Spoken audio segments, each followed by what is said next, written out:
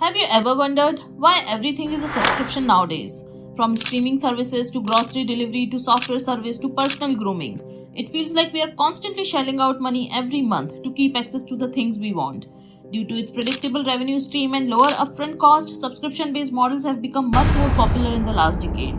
While on one hand, subscription gives the normal people affordability to buy products or services which are non-affordable in the first place, in the long run, these intangible products and services create lifestyle inflation, which is very hard to get rid of. The subscription economy is making our future a whole lot worse. We are very close to living in a world where corporations control every aspect of our life and create a hole in your pocket with the non-stop subscriptions without any measures. In this video, we'll talk about subscription economy and see why every company nowadays is coming up with their subscription model.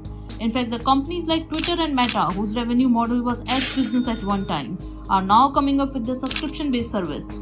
Are these subscription services really giving us any convenience as they are marketed, or it's just a gimmicky play by the corporations? And finally, we'll see what it really means for people like you and me.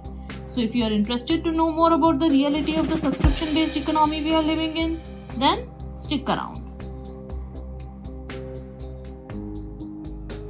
The subscription model is where you are paying recurring cost to use any service or product. It can be yearly or monthly or weekly. The model is not new. The rent and billing system has been in our society for a long time. But the digital age of subscription-based service started with AOL in 1985. AOL offered a subscription-based service that provided internet access and email service to its customers. This was a significant development as it allowed more people to access the internet from home rather than relying on public access points. Since then, subscription-based services have become increasingly popular and have been adopted by a wide range of companies and industries.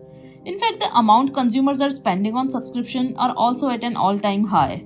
An average American spends between $250 to $300 on subscription every month.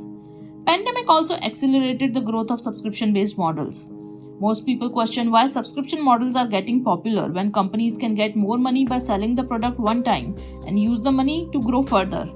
Well, this is an interesting question, but before answering this, if you have enjoyed the video so far, please smash on the like button, and if you are interested to know more on the business stories, please subscribe to our channel and click on the bell notification so that you never miss a new video from us. Thank you.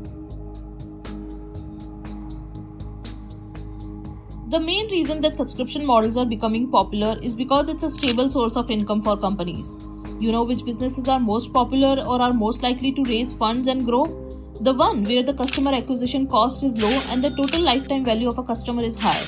And the acquisition cost of a customer is much less in the subscription model versus one-time sale. Let's see the example.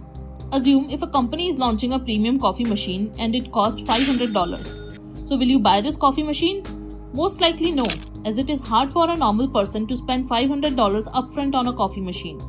And even if it's worth the cost, then also people won't understand the real value of the product unless they use it or unless it's very famous. You will have concerns like if the product won't deliver the quality as it claims. So most likely in this case, the company will have to spend some money on marketing. Now to sell a product worth $500, if they are spending $300 to acquire a new customer, then the total lifetime value of a customer is $200.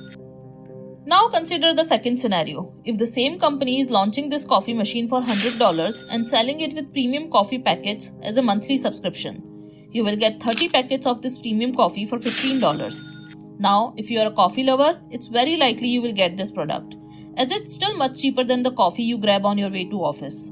Once you get the machine and subscribe for the service, then most likely you will use this coffee machine for at least a decade. Now, if the company has spent the same $300 to acquire a new customer, then calculate the lifetime value of a customer. It's $1,600, and it's much more than selling the coffee machine at once. In fact, you might not have to spend this much money on marketing. As a premium coffee machine, $100 is a very good deal in itself. And it's just one example. Today, subscription models are making their way in a wide range of industries and services. From streaming services like Netflix, Amazon Prime Video, Hulu and disneyplus, to music services like Spotify, Apple Music, Amazon Music, software services like Microsoft and Adobe, to food and meal delivery like Blue Apron and HelloFresh, beauty and personal care like Ipsy and Sephora, to education services like Coursera and Skillshare, fitness and wellness like Peloton and Beachbody, to gaming like Xbox Live and PlayStation Plus. All of them are subscription-based services. Some subscriptions are actually useful. If you are buying a subscription for an item which is giving value every time, like a newspaper or electricity, then it's worth the spending. But what about the products that are locking customers in without providing any real value? Do you remember Adobe products? There was a time when Adobe was selling licensed products. Then they changed their model and introduced subscription-based service. This change in pricing model helped Adobe in 3 ways. First, they are getting more money for the same product now. Second, they have a steady revenue stream. And finally, they got the data about what features customers are using most. So next time when they are improving their software, they can put focus only on features which are used by the majority of customers. Now think about another example. Few months back, BMW introduced heated seat subscription for $18 a month. As per BMW, this move will help them to build the same car instead of custom options. They can install all the features in the car and enable or disable them with subscriptions. This will help them in reducing manufacturing cost. And BMW is not alone. With EVs coming in the market, now many manufacturers will adopt the same model. Instead of creating different versions of car, every feature will be subscription, making the future of car ownership completely subscription based. You will lease a car for 3 years and subscribe and use the features as per your need in those years. And after 3 years, you won't own anything. While the companies can argue that the subscription model is good as it gives convenience to the normal people. But if you see closely, the cost of this convenience is very dangerous. Now the power is going in the hands of a few corporations only that will own everything, and you will be their customer forever. From your land to house to vehicle to your education to entertainment and even food will be controlled by a few companies only. Not only this will remove the small scale businesses and grab money from you directly, they will also have the information of everything you plan or do. Right now, no one sees when and what you are reading if you buy a book from a local bookshop. No one knows your eating habits when you get your vegetables and fruits from local farmer's shop.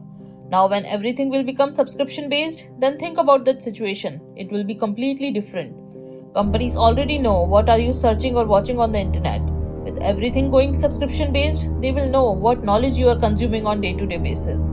Where are you going? What are you doing? What are you eating? When and where are you planning your vacations? And this much information going in the hands of corporations can be very, very dangerous.